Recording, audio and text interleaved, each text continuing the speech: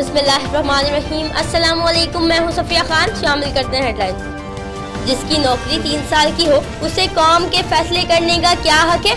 ये हक पार्लियामेंट का है। आसिफ अली जरदारी की हैदराबाद में घनगरज, बोले अदालतों में 9 लाख केसेस फंसे हुए, आप वो काम करें, आप कैसे मुस्तकबिल में इन चीजों को डालेंगे? जरदारी का सियासत में दिल लग रहा है, ना ही दाल गल रही है।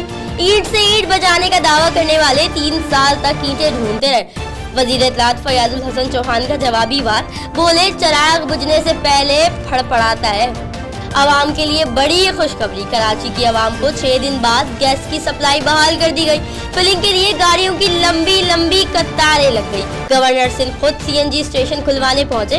वजीर पेट्रोलियम बोले सप्लाई 2 दिन में मुकम्मल बहाल हो जाएगी। शहबाज शरीफ से हमजा शहबाज और अहलिया की मुलाकात, तबीयत दरियाफ्त की, लैब मुकदमात पर भी मुशावरत। अपोजिशन लीडर की नई मेडिकल रिपोर्ट सामने आ गई। खून में कैंसर का बाइस बनने वाले अज्जा की मौजूदगी का इंकशाफ हो गया।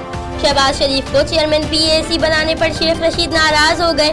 बोले दूध की रखवाली पर बिल्ला बिठाने से हमें पजीराई नहीं मिलेगी। साद रफीक पर भी तनकीद, बोले गुस्ल खाने में चिटखनी ना होना बड़ा मसला नहीं होता।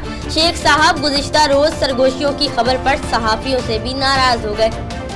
कब्जा खुद छोड़ दो वरना मैं नहीं छोड़ूंगा। सब जानते हैं जो कहता हूँ वो करता भी हूँ। जमीनों पर कब्जे के मुकदमे में चीफ जस्टिस के रिमार्क्स, अफजल खोकर और सैफुल मलूक के नाम ईसीएल में डालने का हुक्म दे दिया।